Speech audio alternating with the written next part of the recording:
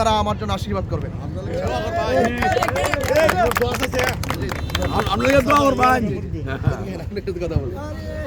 আমাদের হিন্দু সমাজের খুব মুরব্বী, আপনার পক্ষ থেকে আপনার আমাদের হিন্দু সমাজের অত্যন্ত মুরব্বী এবং এখানে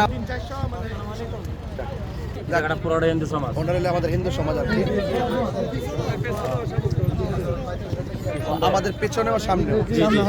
তো আপনাদের প্রতি আমার আশীর্বাদ রইল, আপনারা আমার জন্য আশীর্বাদ করবেন।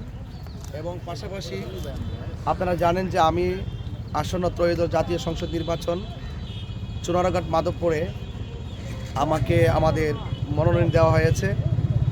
তবে আমি চাই এই দেশটা সবার, আরো একলা, এই দেশটা সবার, ধর্ম বর্ণ দল মত নির্বিশেষে সবাই স্বাধীনভাবে যার যার অধিকার প্রাপ্য হিসাব বুঝে সবাই সম্প্রীতির মাধ্যমে শান্তিপ্রিয়ভাবে চলবে, ঠিক কিনা?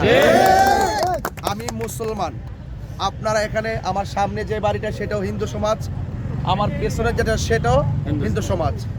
তো এই সনাতন ধর্মী যারা আপনারা সম্মানিত, যারা আপনাদের বংশে যারা বসবাস করছেন, আমি চাই এই দেশটা যে সবার সকলের সম্প্রীতির মাধ্যমে আমরা যার যার ধর্ম স্বাধীনভাবে পালন করব, কেউ কাউকে কোনো ধরনের জোর করবে না, কেউ কাউকে হস্তক্ষেপ করবে না। সেই কথাগুলো আমি রাষ্ট্রযন্ত্রের গুরুত্বপূর্ণ জায়গা থেকে আমি রাষ্ট্রযন্ত্রকে বোঝাতে চাই, জানাতে চাই এই দেশটা সবার, সবাই স্বাধীনভাবে বসবাস করা তার নাগরিক অধিকার আছে। এবং মুসলমান মসজিদে যাবে, হিন্দু মন্দিরে যাবে, খ্রিস্টান গির্জায় যাবে, বৌদ্ধ পেগোড়ায় যাবে, যার যার ধর্ম স্বাধীনভাবে পালন করবে। কথা বলেন ঠিক? এই জন্য আপনারা হিন্দু সমাজের সবার প্রতি আমার আশীর্বাদ রইল। আপনারা সবাই দেশের কল্যাণে, সমাজের কল্যাণে সত্যের পক্ষে থাকবেন এবং আমরা শান্তি চাই। কি চাই?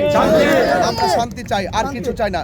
শান্তি চাই, যার যার অধিকার, যার যার প্রাপ্য, যার যার নাগরিক অধিকার সবাই পালন করবে এবং ভোগ করবে, সেই আশাবাদ ব্যক্ত রাখছি। আপনারা আমার জন্য আশীর্বাদ করবেন।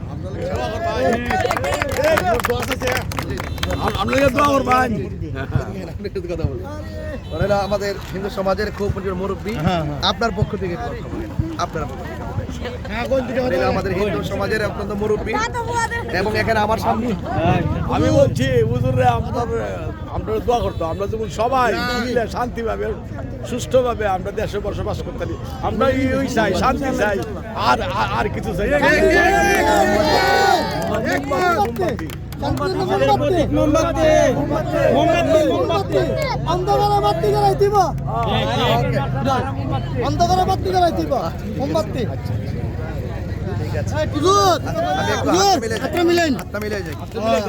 ঠিক আছে মিলেন দরকার।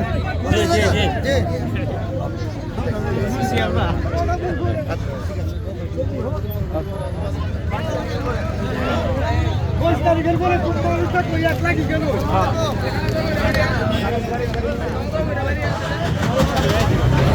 সামনে যাই।